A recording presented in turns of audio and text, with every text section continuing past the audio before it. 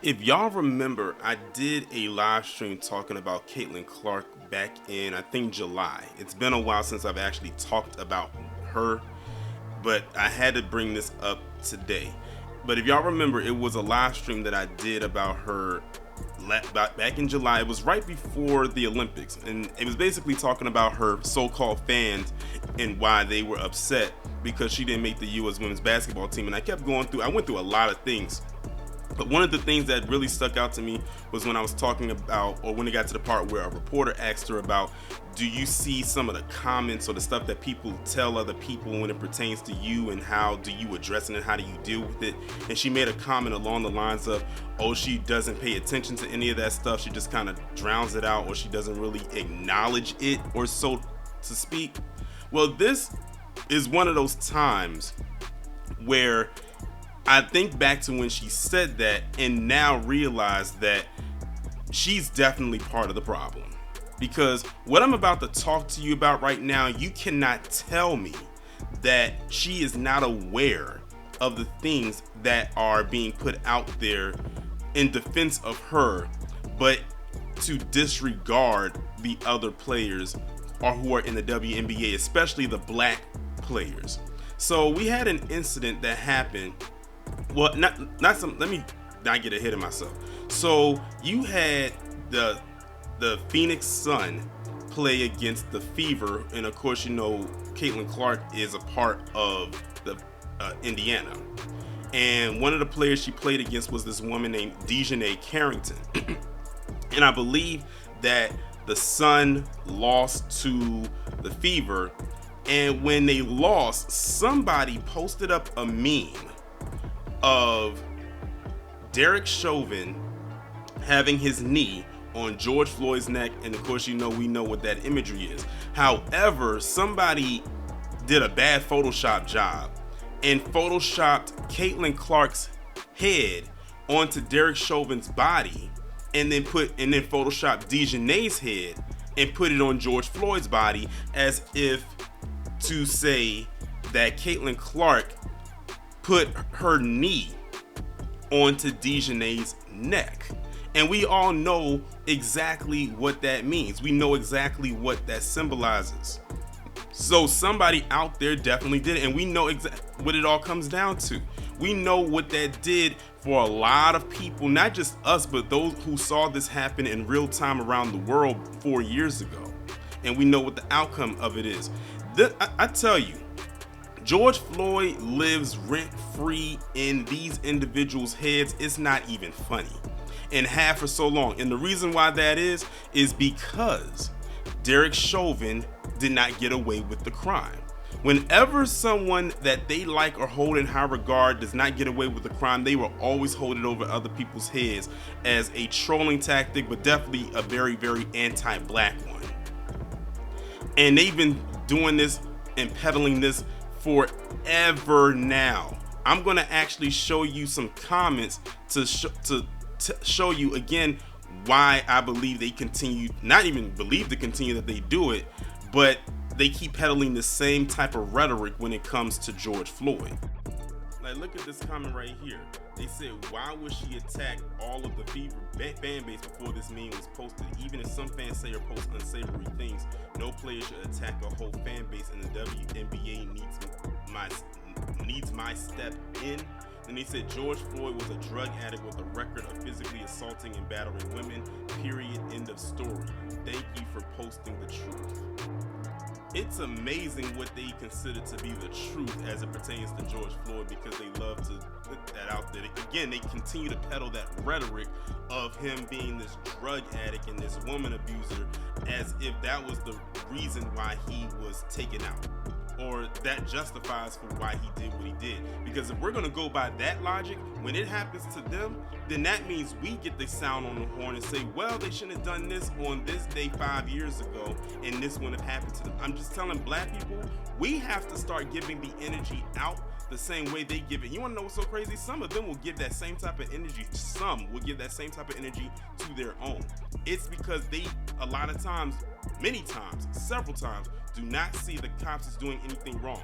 If you come across a group of people that can justify what they did, what Derek Chauvin did, then those people are the definition of the evil incarnate to justify something like that. But then they left some additional comments as well. This one says, WNBA, wigs now being allowed, it must get pretty hot and musty underneath all that straw. These manly girls try to get dolled up to play and look feminine. They must have a rule, no wig pulling rule when the fight breaks out. And this other one says, manly girls underneath all that straw had me shaking my head and smiling while quoting Art Linkletter. People say the darndest thing. So now, of course, they're attacking her because of her hair, you know, the wig that she has on, which a lot of women have the wig on, or they have some kind of braid in, or whatever the case may be. Like I said, ever since Caitlin Clark got into this WNBA, the anti-blackness ramped up, and you cannot tell me that it didn't, and she can't say that it hasn't either. That's why it was so disingenuous of her, in my opinion, and a lot of other people's opinions, when I talked about her back in July, saying it's no way you can tell me that this is not happening, that you do not see what is going on, what people are indeed saying. Now, and also you cannot tell me, Caitlin Clark, that you did not see that meme that was posted where someone photoshopped your face onto Derek Chauvin's body and DiJoinai's face onto George Floyd's body of him in his last moments, and you cannot tell me that you did not get wind of that. I find that very, very, very hard to believe. If that woman comes out of her mouth and actually says she doesn't know anything about it, then then our assumptions of her are going to be correct. She doesn't speak up. She doesn't say anything when her so-called fans get out of line the way that they do, especially with these black players. So they've been going after Angel Reese, and we know why. I mean, like, she's like their Joker to her Batman, and now they found another target when it comes to her. And it seems like anytime that Caitlin Clark beats another team, that's when they decide to do it. Mind you, the team that they beat, they only won by 4 points. They made it seem like it was a freaking blowout. It was, I think the final score was 84-80. But they'll say, hey, a win is a win. But that meme was still inexcusable.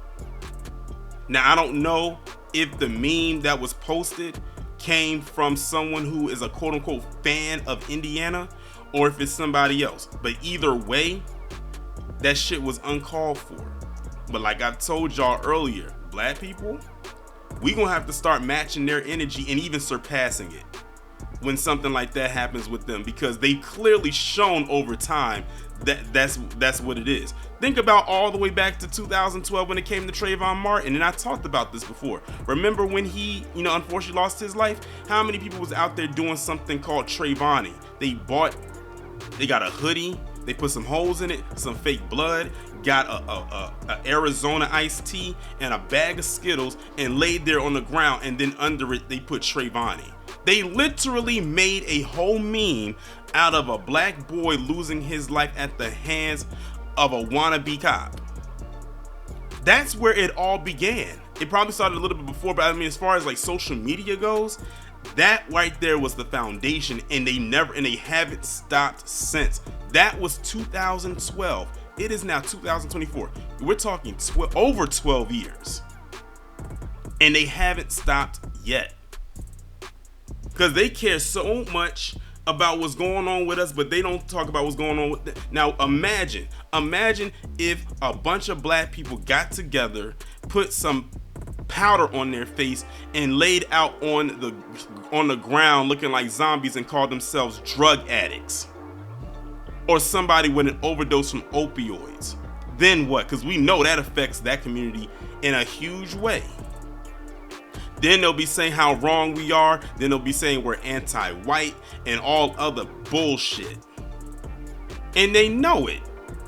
Think about what I just talked about when it came to those black farmers. You had JD Vance saying it was disgraceful to give the black farmers all this money, and then try to say that it was anti-white because they were being discriminated against. So telling what is something that is discriminatory is now considered to be anti-white. Thank you for showing your whole slip under your girdle. This it's stressful, but it has to be called out. But like I said, as it pertains to this, you cannot tell me Caitlin Clark is not aware of what is being posted and put out there on social media, and they're going to continue to give her cover. And I have to actually piggyback off of something that Town Biz said, because he actually talked about this in a little short live that he did on his channel. Where is all of the black men who support Caitlin Clark in everything that she does or does not do to speak out against this? Y'all are also part of the problem. All those damn bootlicks, Stephen A. Smith, Shannon Sharp, RG3, all of y'all, and then some. Where are y'all at?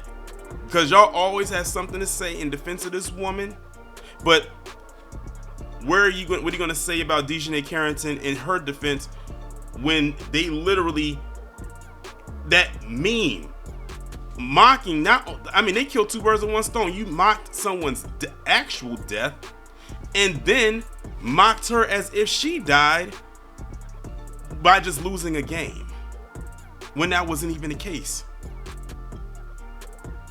They could have did any other meme, but they chose to do that one. That says a lot. That says a whole lot. That's why I tell you, whoever did it is staunchly anti-black.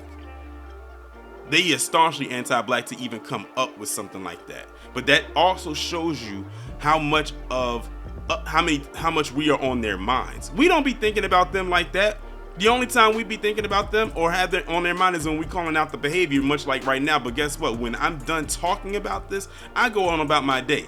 Them, on the other hand, they can't go a day without having something to say about us, and we don't do shit to them to be worth talking about. That's why I got a problem with what's his face, Amrar Foodle, aka Myron. Every time I look up, this dude got something to say about us to other people.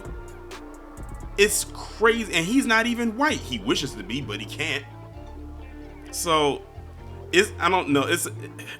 I'm not gonna sit up here and call it no mental illness. I'm not about to call it that. Like I keep telling you, they are their clan ancestors. It just is what it is.